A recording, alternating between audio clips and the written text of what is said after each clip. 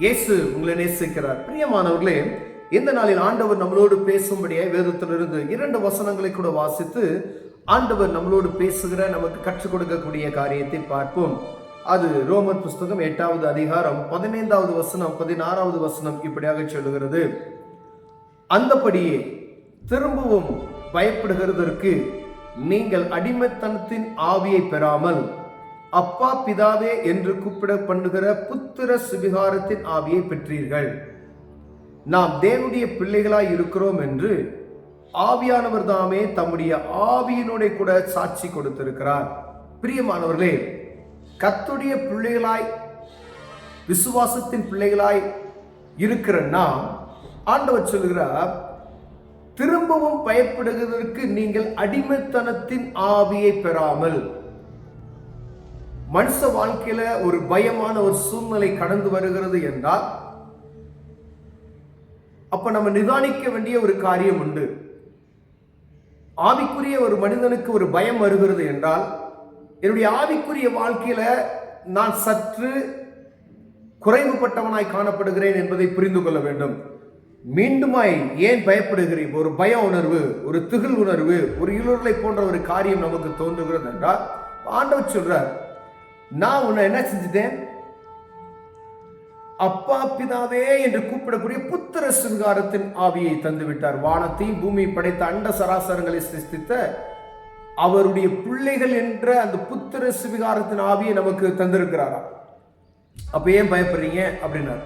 அப்ப பயம் எப்படி வரும்னா, நமக்குள்ள ஆண்டவருக்கு விரோதமான காரியம் இருக்கும் பொழுது, ஆண்டவருக்கு விருப்பம் இல்லாத ஏதோ ஒரு காரியம் எனக்குள்ள இருக்கும் பொழுது, ஆண்டவர் செய்யக்கூடாத காரியத்தை செய்யும் பொழுது எனக்குள் ஆட்டோமேட்டிக் என்ன செய்யும்? பயம் வரும். ஏன்னா ஆண்டவருடைய பிள்ளையாய் இருக்கிற நான் அவருக்கு விருப்பமில்லாத ஒரு காரியத்தை நான் செய்யும் பொழுது ஆண்டவர் துக்கப்படுத்துகிறேன் என் இறுதி எனக்கு தெரியும், என் மனச்சாட்சி எனக்கு தெரியும். அப்ப எனக்குள்ள ஒரு பயம் என்ன செய்யறது?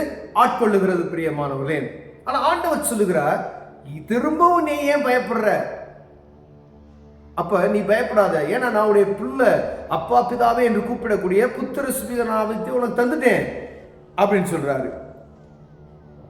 நான் தேவனுடைய பிள்ளைகளாக இருக்கிறோம். அவரே பரிசுத்த ஆவியை கொண்டு அவருடைய ஆவியோட கூட சாட்சி கொடுக்கிறார். அப்ப எவ்வளவு ஒரு மேன்மையான அனுபவத்திற்குள் நம்மளை வைத்திருக்கிறார் பாருங்களேன். இது ஒரு சாதாரணமான கிடையாது. உலக பிரகமான தகப்பன் ஒரு பிள்ளை ஒரு பொருளை கேட்டால் அதை வாங்கி கொடுக்கறதுக்கு நம்மளால இயன்ற மட்டும் திராணிக்கு ஒரு மிஞ்சின ஒரு காரியத்தை கூட செய்து கொடுக்குறோம். ஒரு பைக் கேட்டானா ஒரு வாங்கி கொடுக்கணும்னு சொல்லி பிரயாசப்படுகிறோம். இல்லை ஒன்றும் நம்மகிட்ட வசதி வாய்ப்பு இல்லை, நம்ம ஒரு ஷாப்பிங் கூட்டிகிட்டு போகும்பொழுது ஒரு பொருளை கேட்டால் என்ன முடியுமோ அதை வாங்கி கொடுக்கறதுக்கு நம்ம என்ன செய்கிறோம்? பிரயாசப்படுகிறோம்.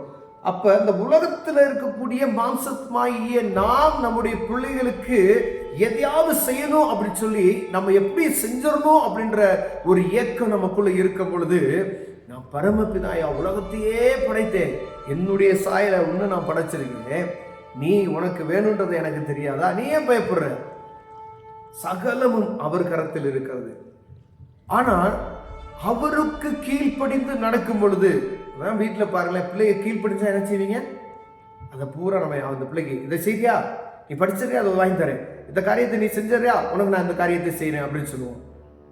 அது உலகப்புறமான ஒரு தகப்பனுக்கு தாய்க்கும் அந்த பாசம் இருக்கிறதை பார்க்க முடியுது. அப்ப ஆண்டவர் நான் கற்றுக் கொடுத்த இந்த பிரமாணங்களை என்ன கற்றுக் கொடுத்தார்? அப்படி ஆண்டவர் கற்றுக் கொடுத்த பிரமாணம், உன்னுடைய ஆத்மா அழிந்து போகாதபடிக்கு நித்திய ஜீவனுக்குள் வருவதற்கு உன்னை பரிசுத்தமாய் நீ காத்து. நான் பரிசுத்தர், ஆகையால் நீங்கள் என்ன செய்யணும்?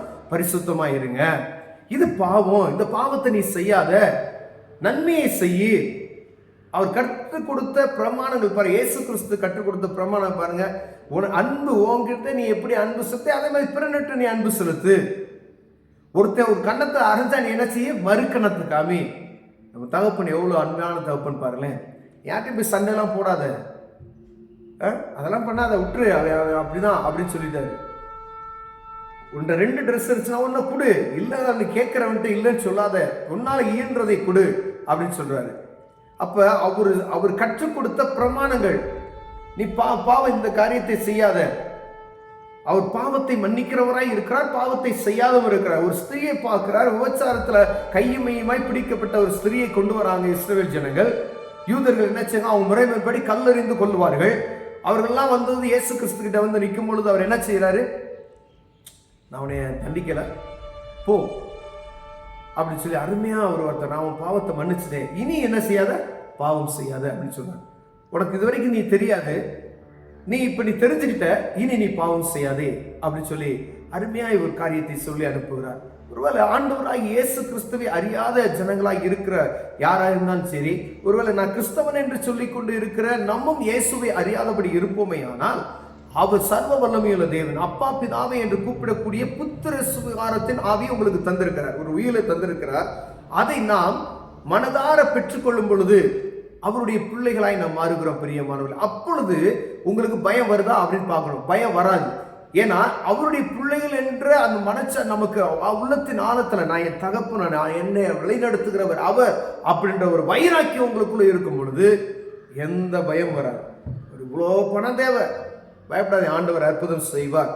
ஒரு பலவீனத்தை குறித்து ஒரு பயம், பயப்படாது, அது உலகம் பிசாசு காமிக்கிறது பூரா பயம். ஆனா ஆண்டவர் ஜெயிக்கிறவர், ஜெயம் கொள்ளுகிறவர். ஏன்னா தள்ளப்பட்டவன் அவனுக்கு என்ன செய்வான், உலகத்துல இருக்கிற மனுஷனை பயன்படுத்திக்கிட்டே இருப்பான். அவரு சர்வ வல்லமையுள்ள தேவன், அவரை ஆராதிக்கும்படியே நம்மளை பிரித்தெடுத்து வைத்திருக்கிறார் பரிசுத்த ஜனமாய். அப்ப நம்ம அவருக்கு கீழ்ப்படிந்து நடக்கும் பொழுது அவருடைய பிள்ளைகளாய் நாம் மாறுகிறோம் பிரியமானவர்களே. அப்படி நம்ம பிள்ளைகளாய் இருக்கும் பொழுது நமக்கு என்ன செய்யாது, பயம் வராது. அப்பதான் சொல்றாரு, பயப்படாத அப்படின்னு சொல்லி. நீ என் பிள்ளைடா, பயப்படாத. ஏன் நீ என் பிள்ளை மகளே, பயப்படாத. நீ என்ன ஆராதிக்கிற, பயப்படாத. நீ பாவம் செய்யல, பயப்படாத. ஒருவேளை முன்னாடி நீங்க செய்த பாவம் உங்களை குத்துகிறதா, பயப்படாதீங்க. இயேசு கிறிஸ்துவின் ரத்தம் சகல பாவங்களை நீக்கி சுத்தியும். அந்த அவருடைய ரத்தத்தினால ஒரு தடவை நீங்க கழுவப்பட்டுட்டீங்கன்னா மீண்டுமாய் அந்த தவறை செய்யாதபடிக்கு எங்களை காத்துக்கொள்ளுங்க. அவருடைய பிள்ளைகளாய் மாறுவதற்கு கிருபை பாராட்டுவார் பிரியமானவர்களே. பயம் இருந்துச்சுன்னா அவரை நோக்கி பாருங்க, எப்படிப்பட்ட பயத்தையும் நீக்கிவிடும். மரண பயம் இருக்குதா, அவர் நீக்கி விடுவார் பிரியமானவர்களே. கண்களை விடுவோம், ஜெபம் செய்வோம். அன்பின் தகப்பனே, அப்பா பிதாவே என்று கூப்பிடக்கூடிய புத்திர சுவிகாரத்தின் ஆவி எங்களுக்கு தந்ததுக்காய் ஸ்தோத்திரையா. அப்பா, பயத்தை மேற்கொள்ளுகிற அந்த கிருபை எங்களுக்கு தந்திருக்கிறதுக்காய் நன்றி. இயேசுவின் நாமத்தில் பிதாவே, ஆமென்.